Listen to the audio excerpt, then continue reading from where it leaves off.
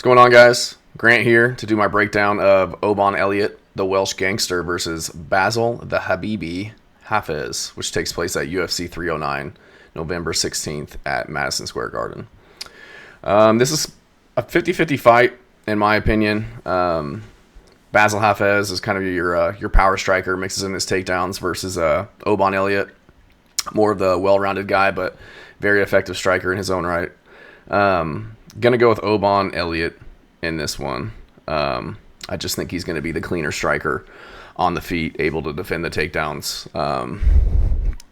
Don't see him finishing Hafez. I think it'll be a pretty scrappy fight on the feet. But Oban Elliott, he's just got great striking, has great combinations, great kicks, throws a lot of straight punches, straight combinations, which is one of the main reasons I'm picking him in this fight. I feel like Bassil Hafez, he's more of a loopy power puncher, kind of throws everything into his punches, looking to take your head off with every single one versus placing them. I think Oban's, he throws very technical, fast, hard punches, but he's placing them. He's not just, winging them in the clinch, kind of like Bassil Hafez does. So I am concerned. Oban Elliott, he tends to keep his hands down in the clinch, not in the clinch, sorry, in the pocket.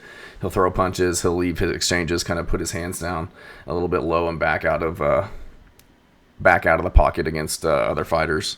So I'm concerned that he could get catched by Bassil Hafez as he's throwing his, he's extending his combinations. He's throwing 3 or 4 big hooks, big punches. So I'm concerned he might get caught. But if he prepares well, I think he's going to know better to avoid those. But major concern, not a major concern, but a concern I do have is Bassil throws pretty good leg kicks. We saw that against Mickey Gall. But we did see Oban Elliott kind of getting his legs chewed up in the Preston Parsons fight. Didn't look like it affected him too much, but he was eating big kicks by Preston Parsons. But another point about that Parsons fight, he's got very good wrestling. He comes from the UK. You don't really think that a lot of these UK fighters are going to have much wrestling, but he had very good defensive wrestling in that fight to get out of the clinch, circle away from the cage, everything like that during that fight. So I don't know if Hafez, I'm assuming he's probably going to mix that into his game plan. But I do think that Oban Elliott, he's going to have him guessing on the feet. He's going to be able to defend the takedowns, keep it standing. So defended a lot of Parsons' takedowns. Even shot some takedowns on Woodburn when he needed them. Woodburn was hurting him. I think he hurt him in the first round. Was able to shoot for his takedowns, get his takedown, dominate the rest of that round. Could argue that he won it just with ground control and damage that he was putting from top position. He's young. He's a young guy. I think he's like 26. What is he?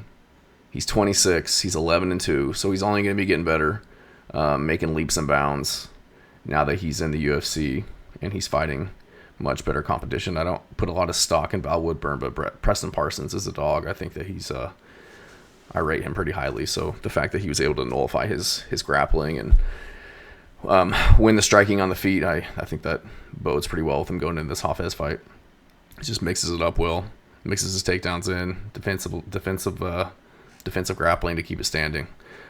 He's just the better, more technical striker, throws the straighter punches. I think he's going to be able to get in and out and win those exchanges where Hafez is kind of looping his punches. So great chin as well. Ate some good shots from Woodburn, it was.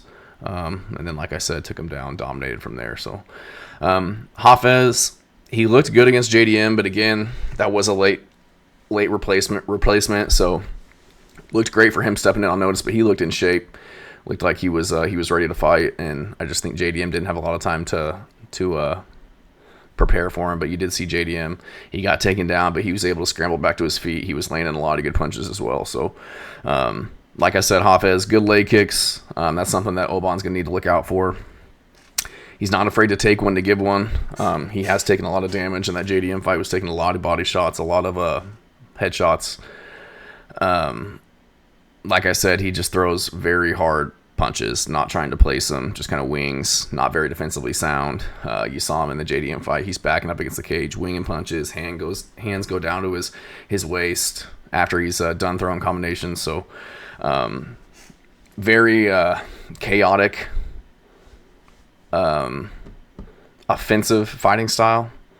And I think with that, when he's just throwing these huge hooks left and right, looking to kill the guy, puts out a lot of volume too, which is good to see. You can win a fight just on putting out volume, even if you're not landing. But I think that his style tends to cause him to gas.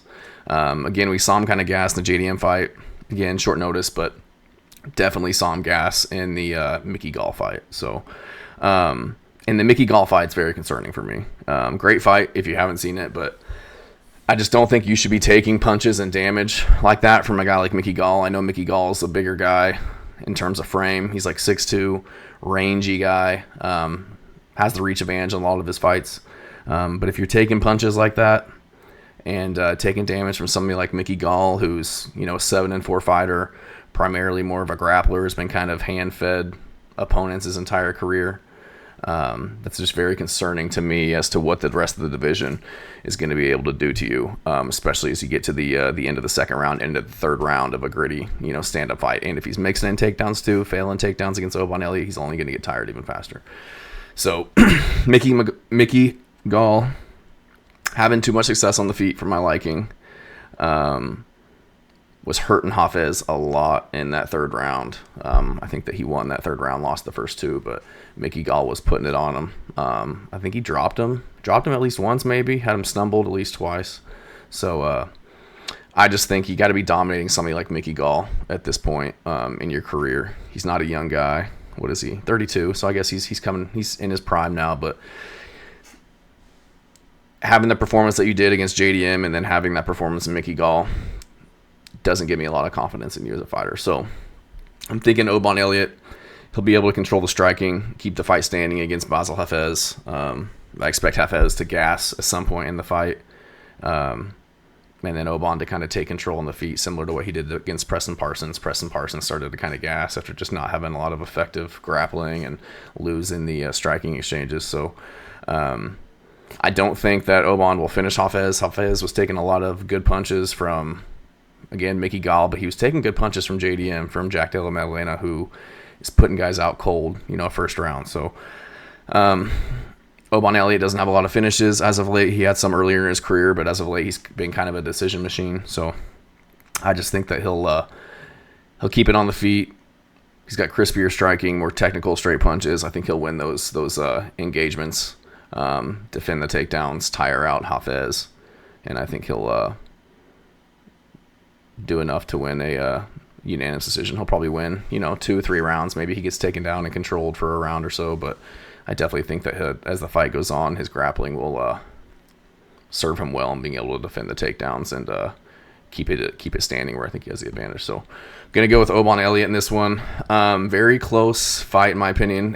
What are the odds? Odds is -155 for Oban Elliott. So Hafez, not a bad dog, in my opinion, but I'm going to have to go with Oban Elliott in this one. So appreciate you guys watching.